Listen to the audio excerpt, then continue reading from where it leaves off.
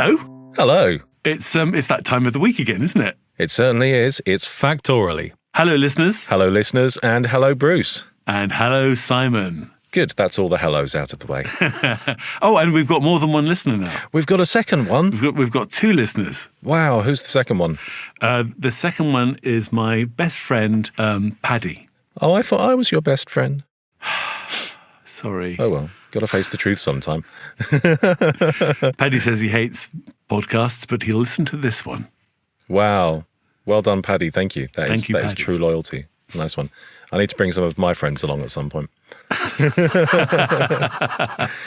Now, before we begin, I would like to state that it turns out I have a cold, and my voice is a couple of semitones lower than it usually is, which in one sense is really nice because it sounds rather suave and sexy. On the other hand, I may cough. That's all right. We can cut your coughs out whilst you're doing your Barry White impression. We got it together, didn't we? So what's today's subject? Well, today's subject, there's a slight imbalance between the two of us in our knowledge. So there are many things that Bruce and I have in common. We're both professional voiceover artists. We both love history and useless facts. We both enjoy going for a stroll around London. We're both 6'3". Yeah, you can't see this, but we both have beards and glasses. Gosh, actually, we're the same person. One thing we do not have in common is a mutual appreciation for motor vehicle stuff. So, Bruce, you are something of a petrolhead, aren't you? You might say that, yes. My knowledge and experience of cars is that I buy them as cheap as possible. I drive them until they stop working, and then I sort of move on. So you buy them one at a time? Okay, well, that needs discussing. So let's start there. How many cars do you have, Bruce? I used to have more than I do now. Okay, fine. Yeah, so the format for today is that I'm going to pick out what I think are interesting facts about cars, and Bruce is going to say, no, that's totally wrong. This is actually the truth. I have to say, actually, I think you'll find. Yes, there you go. It's Latin. Speaking of Latin, I always like to start these things with a bit of etymology. The word car comes from the Latin carus, C-A-R-R-U-S, which means literally a wheeled vehicle. And that brings us things like carriage and chariot. Cart, exactly, all that sort of thing. I'm yet to determine a distinct difference between car and automobile. Is that just an Americanization? I think it is. So, so there'll sort of be a few crossovers in terms of what you actually call a car. Do you have a particular moment in history or a particular image in your head of what is the first car? What is the first vehicle that you can rightly say that is a car as opposed to a whatever? Generally accepted is that it was the Benz. That's an album by Radiohead. So Carl Benz in 1885. There were a lot of other people before him who came up with lots of innovations and clever stuff. But he was the first person to put it all together into a three-wheel vehicle and with a internal combustion engine and call it a car in German. Right, okay. So Benz, I recognise the name Benz. It's usually preceded by the name Mercedes. Well, yes, it used to be preceded by the name Daimler. Or Daimler. Oh, okay. So Gottlieb Daimler, he also invented a car together with a guy called Wilhelm Maybach. Right. That was the first four-wheel vehicle, and that was a year after Carl Benz. So that was 1886, and they produced Daimler Benzes in Germany, and one of the brands was Mercedes-Benz. Oh, I see. Named after the Austrian ambassador's daughter, Mercedes. Oh, really? Okay, so it wasn't Mr. Mercedes and Mr. Benz got together and made a car. It was actually a woman who inspired the name Mercedes-Benz. Oh, wonderful. So I always think to myself, when I hear of people being called Mercedes, I think, oh, how cheap, naming yourself after a car. But you're telling me that the car was named after a woman in the first place. Definitely, yes. Fine. Okay, that's changed my worldview. Talking of women, the first car thief was a woman. It was actually Carl Benz's wife. Okay. Who decided that she wanted to visit her mother, I think in Mannheim. and couldn't be asked to walk. So she just took the car. She just set off on the road in this strange contraption to go and visit her mum. Wow. Okay, so that's the first car. But that was the first German car. I mean, we are a British podcast, so we ought to talk about the Brits, really. Go on then. Where did we begin? Well, we began about 10 years later. There was a young 20-year-old plumber and gas fitter called William Bremer, Right. who built the first British car. Right, okay. And you won't be surprised, given his profession as a plumber and gas fitter, that it took him 2 years to do it, and he still hadn't finished it by the time he actually took it out on the road. Did he finish it and go, Who did this then? that's going to leak? But if you think about all the plumbing and sort of like the wiring and all the bits and pieces, it makes sense kind of that a plumber and gas fitter would be producing the first car. And the French got in on the act as well. I mean, actually slightly before we did.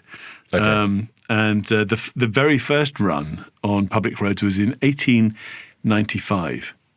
Right, okay. Which is a long time ago. That is a long time ago, isn't it? I sort of think of early cars, and I live in Surrey, and I live quite close to Brooklands, the racing track turned aeroplane manufacturer turned museum.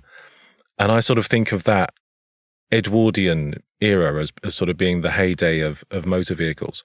And I would never really have thought of going back to the Victorian era. It just seems too early for me. Queen Victoria travelled in a car. Did she? Yes. Although it was a French one. Unfortunately. Well, that's okay. The very first car was French that actually appeared on British roads. It was a Panhard Levasseur. In 1895, the very first run on a public road in a car in Britain. Right. The heads that must have turned. Well, what is this strange thing trundling down the track? Yeah, I mean, it was one of the things that was very sexy. It would certainly turn the heads of lots of females if you were driving a car, because that was like, oh no, this is a new, exciting, dangerous young man who's got his hands on the steering wheel of a car, and he must be really something. Whizzing along at probably 15 miles per hour. Oh no! Nothing like that fast. Oh, really? In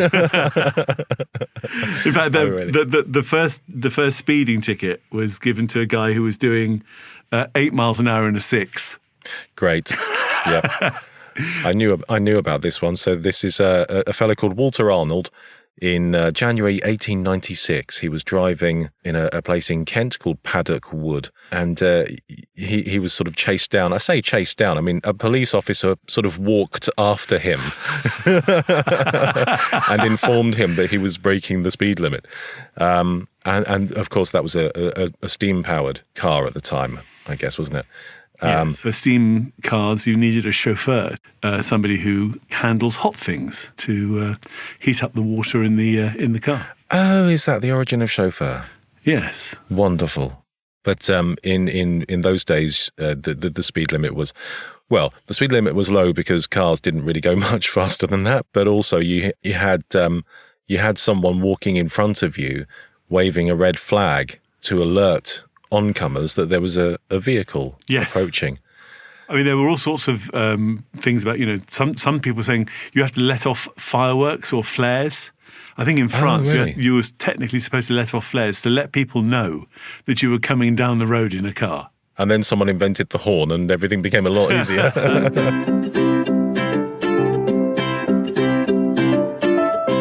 Cars are one of those things that just boys and engineers really love to tinker with and get better. I've had a love affair with cars since I was probably about 4. So what's your earliest memory of a car? Do you have a distinct moment where you sort of, it suddenly clicked, or you got inside a particularly nice car and thought, well, no, my abiding very first memories of being in a car were being in my mum's Morris Minor, because everybody in those days had a Morris Minor, and no seatbelts, and of course, and her braking very hard to avoid something and sticking her left hand out across my body to stop me from going straight through the windscreen. But my more abiding than that was actually my dad had a precursor of the Transit. He had a Ford Thames van. Okay. And that had the engine actually in the cab. So the front of the car was where your feet were, basically, of the van. And the engine was inboard between the driver's seat and the passenger seat, underneath the cover. Oh my goodness. And on a cold day, sitting on top of the engine cover was lovely. It was really nice and warm. I have memories of the family car. We had a Morris Traveller, and it was one of those cars that had wooden framework in certain places at the back of the car. What the Americans call a woody, as heard in Beach Boys songs. Oh, that's what a woody is in Beach Boys songs. Yes. Ah, man, the learning that goes on here. I distinctly remember in colder times of the year, my dad saying, "Don't touch the mushrooms." The wet woodwork in the Morris Traveller was actually growing fungus. Wow. That's probably mildly dangerous. I expect so, yeah. We obeyed him. We didn't touch it, so we never found out. But it did have a certain aroma to it. Yeah. I can only imagine. Did it have those indicators? They're called trafficators. The indicators that stick out from the side of the vehicle. Oh, stick out the side, yes. That's right, yeah. Now, there are so many different elements, different developments that have come along in the motor vehicle industry. It would be impossible to name them all. But some of this is so obvious, but it was only a handful of years ago I realized that a windscreen is called a windscreen because it was initially put there to screen you from the wind. Yes. Because early cars didn't have a windscreen. They were entirely open. You were almost sort of perched on a flat platform. There was very little surrounding as we sort of, picture bodywork. The cockpit. Now. The cockpit, yes. And so you were totally exposed, no roof, no windscreen, no windows even. You were just sort of totally exposed to the elements. And so someone came along with the idea of a windscreen. Do you know how a dashboard gets its name? No, tell me. So this goes back to before cars, so I'm cheating slightly, but it sort of goes back to horse and carts. The dashboard sort of separated you from the horse, and a nickname for what comes out of the back of a horse was dash.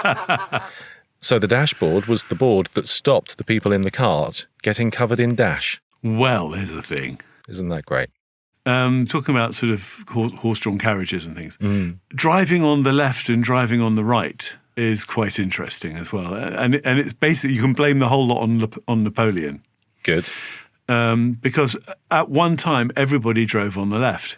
But in France, the aristocracy drove on the left and poor people drove on the right. I'm not sure that makes sense. Well, it doesn't. So basically, if you saw a carriage coming behind you that was going a bit quicker than you, you would move over to let it pass you. Oh, I see. The implication being that the rich folk had the faster carriages. Rich folk are coming past you, don't get in their way. So they'll have you killed or thrown off your land or whatever. Right. And so during the Revolution, aristocrats would hide their aristocracy by riding their carriages on the poor side of the road, which is the right-hand side of the road. Ah. So the poor people and aristocrats who wanted to keep their heads rode on the right-hand side. So as Napoleon conquered throughout Europe, the Napoleonic side of the road to drive on was adopted by all of the countries, Austria and Hungary, all those countries adopted the side of the road that Napoleon said you should ride on. And the Americans, being revolutionaries, linked very closely with Lafayette and all things French. If we want to be revolutionary, never mind all this driving on the left. We're going to drive on the right because that's the revolutionary side of the road to drive on. Oh wow! So it was mostly the British went, no, I'm terribly sorry. We're just going to stick to the driving on the left. Stick to how it was. And all of our colonies will continue to drive on the left, like Australia and Hong Kong and Canada. So the whole thing is just entirely political. Yes, absolutely. Oh, that's great. You mentioned Austria just briefly there. I went on a holiday to Austria a handful of years ago. my wife is a Sound of Music enthusiast, so obviously Salzburg and so on. What are her favourite things?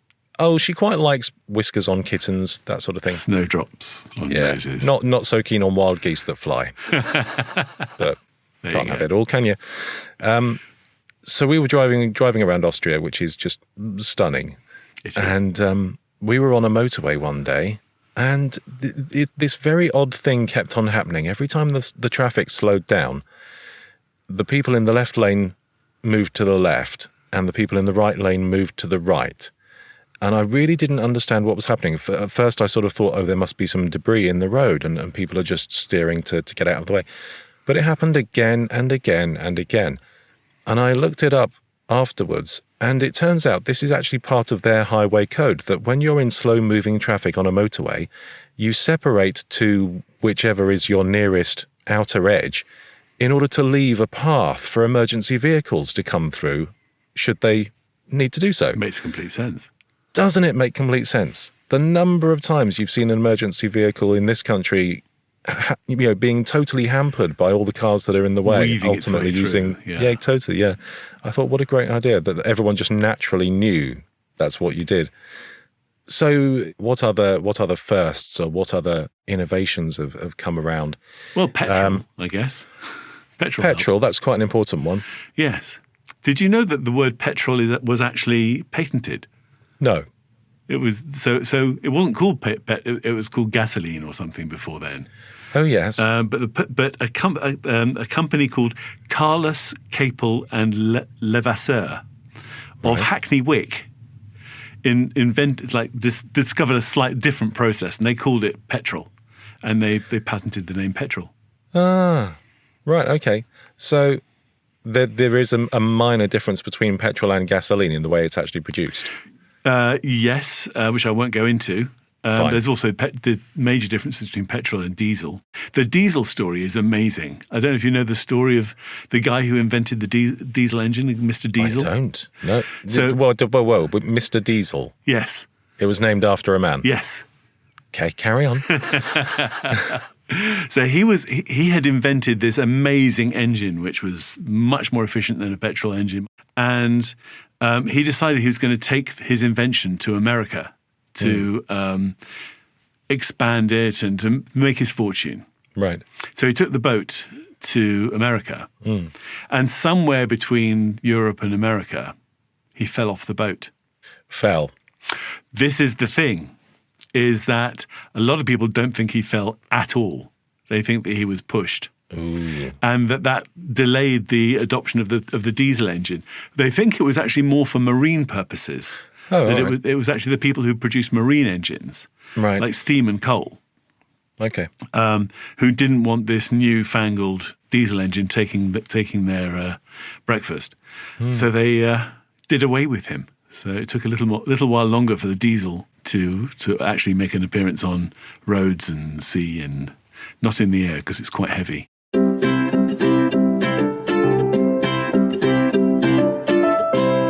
So, different firsts and innovations and changes in the way things were done. Do you know, Bruce, about the first number plate, the first car registration? Was it A1? No. Most people think it was A1. And in London, the first car registration number plate was A1. And because London is the centre of the universe, that has been, adopted into public knowledge. That was in 1904. On the 1st of January 1904, it became compulsory for every car to be registered with a number plate, so you could see which car was which. But before that, just 2 months before that, November 1903, the first ever number plate was issued in Hastings, and the number plate was DY1. I don't know why it was DY. I haven't found that out. But yes, then a year later in London, the first London number plate was A1. And this was registered to the second Earl Russell, who owned a vehicle called a Napier. Yes. He said with a question mark, because I've never heard of that. But that's all right. You're nodding away, so that's good. 5 years previously, Dutch authorities had introduced the idea of having a registration plate, but it didn't really sort of take off, and it certainly wasn't compulsory. But in 1904, it became compulsory to have them.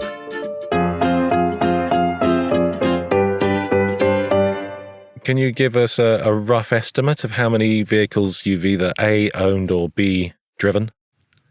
So over the years, I think I've owned about 37 cars and about 7 motorcycles. Wow. Okay, so that's quite a few.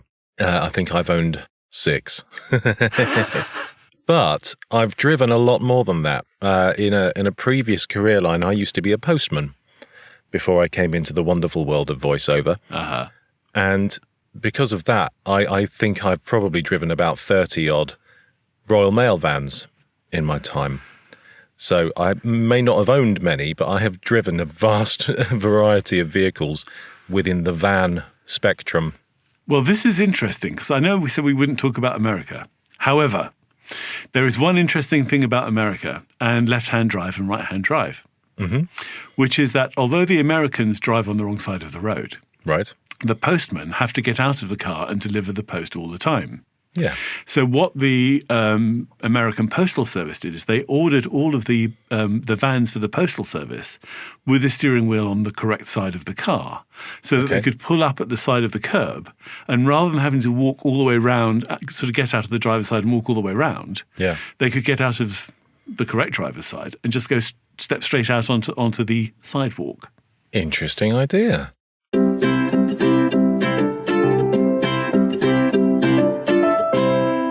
So we talked earlier on about the first ever speeding fine being for a ridiculously low speed. The fastest speed to incur a speeding ticket, at least in this country, was 192 miles per hour. Wow. On a Nottinghamshire motorway, performed by a gentleman called Sean Davis back in 2015. Apparently, in the UK, somebody gets caught speeding every 5 minutes. Really? You'd think they'd learn their lesson by now, really, wouldn't you? After You really would, yeah. minutes. That's going to clock up a few fines, isn't it? Well, fines is quite interesting. In Switzerland, they base your fine on your salary. So Really? it's a It's proportion. means tested. Yes. So it's a proportion of your salary. So you don't have to be going that fast to get a big fine.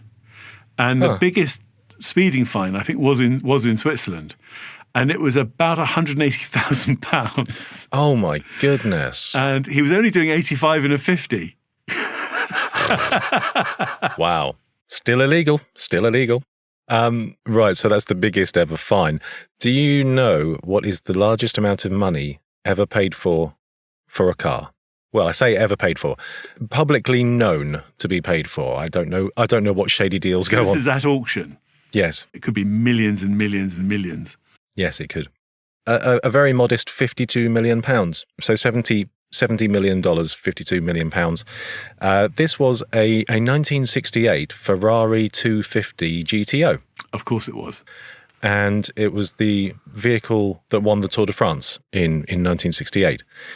And it was purchased by a gentleman called David McNeil from Chicago, who, had a few million to spare and just felt like going for this car at auction. We've talked about the most expensive. We talked about the biggest fine, fastest. So we get into the realm of land speed records and that sort of thing. So have they broken the sound barrier? They have broken the sound barrier. So we're faster than 660. Yeah. So in 1997, I was surprised it was this long ago, actually. I assumed it was much more recent. But the current land speed record hasn't been broken since then. So in 1997, a British fellow, Andy Green. RAF pilot Andy Green, Captain Andy Green. He drove a thrust. Yes. In the Black Rock Desert in America and reached 763 miles per hour. That's almost inconceivable. Isn't it? I mean, that's a plane on wheels. Yeah, well, it's effectively a jet engine with four wheels and a very small cockpit. It looks, if you ever get a chance to look at thrust, take a look at a picture of it. It looks amazing. It does. And there's video of what Andy could actually see out of the windscreen, which isn't a huge amount. I'm just picturing the stars that come towards the screen as the Millennium Falcon slips into hyperdrive. It is pretty much, and I guess that's why they chose an RAF pilot to drive it, because he's used to those kind of speeds. Yeah. Probably not quite that close to the ground, but even so. But the terrain had to be meticulously inspected, didn't it? One slightly out of place stone could throw the vehicle completely off track. So you had people going up and down the stretch of desert and sweeping it and making it as flat and as even as possible. Because the smallest imperfection in the land could cause... and of course change the direction of the wind as well could just send it up into the air. So that's a jet powered car. The land speed record for what would sort of seem like a more traditional sort of car was set in 1964 in a vehicle called Bluebird. Donald Campbell. Very good. Which achieved a meager 403 miles per hour, which to my mind is still staggering. It's ridiculously fast. And this took place in Lake Erie in Australia in 1964.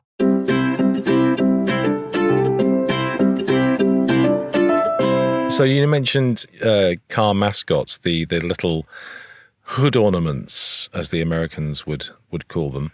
I know nothing about these except sort of thinking about car manufacturer logos and names and things like that.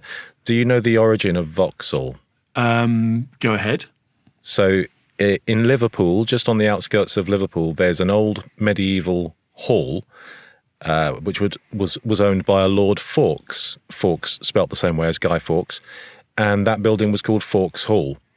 And the surrounding area in Liverpool became known as Vauxhall. So there's a Vauxhall in Liverpool as well as in London. He then moved to London and built a similar property, which gave rise to that part of London being called Vauxhall, which is where the car manufacturer set themselves up. The image, the logo on Vauxhall is a griffin, which was the coat of arms of Lord Fawkes. There you it's go. The only one I know.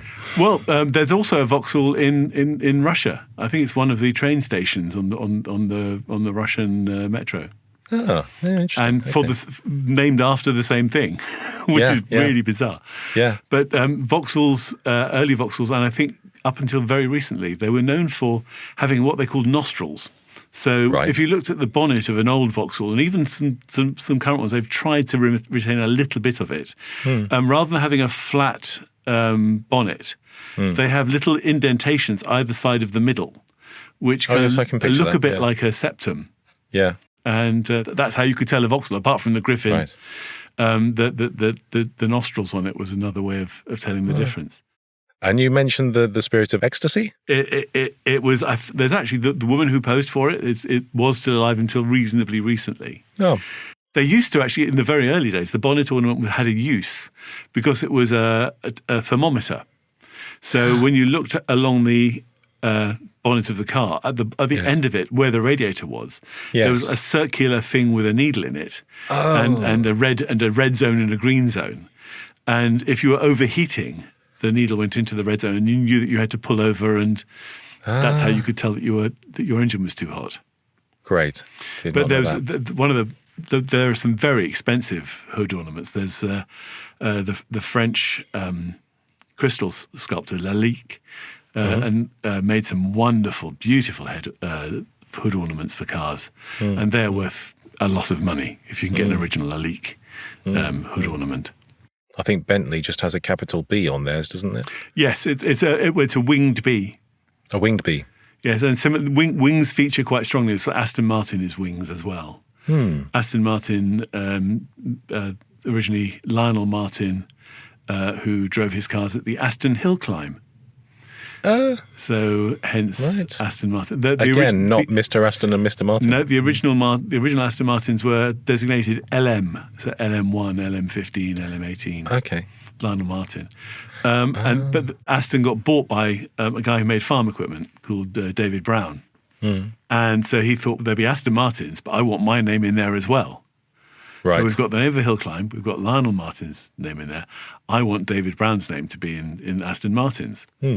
Hence we get the DB2, the DB3. And even though David Brown is long dead, we still call them DBs.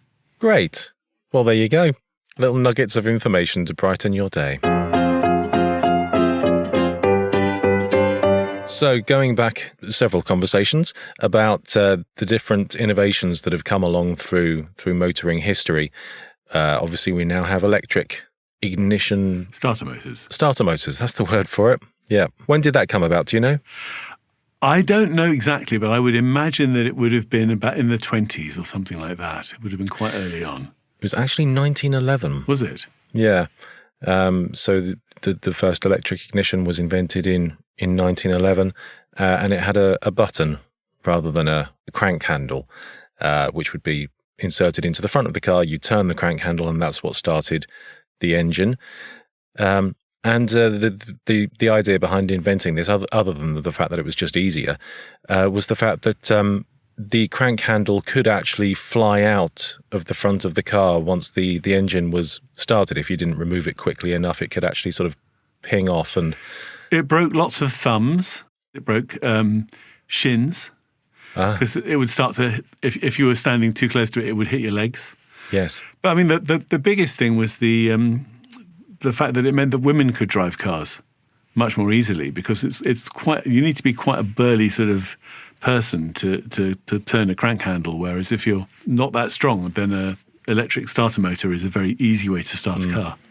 Have you ever started a car with a crank handle, Bruce? I have done it once. Have you? Never do it again.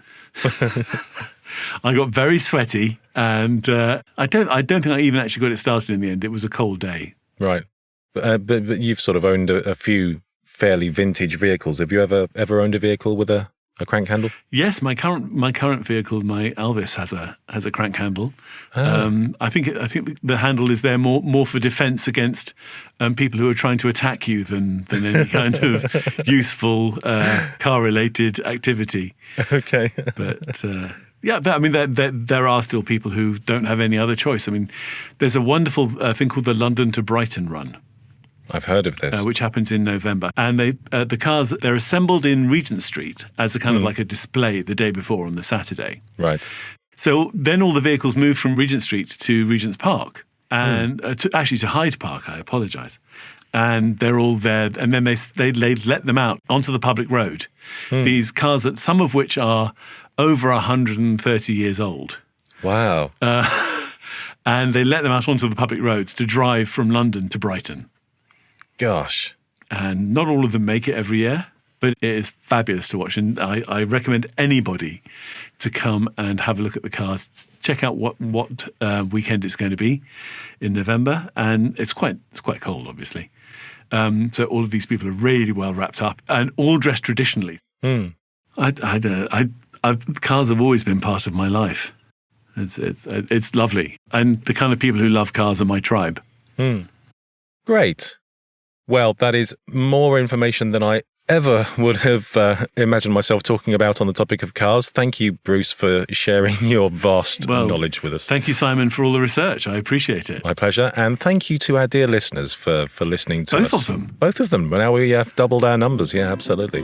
Next week we might have a third. Who knows? So please stay tuned. Come back again next week for more of this. What should people do?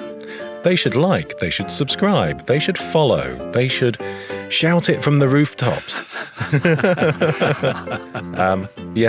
Thank you for listening, and we'll see you next time. Cheerio. Bye-bye.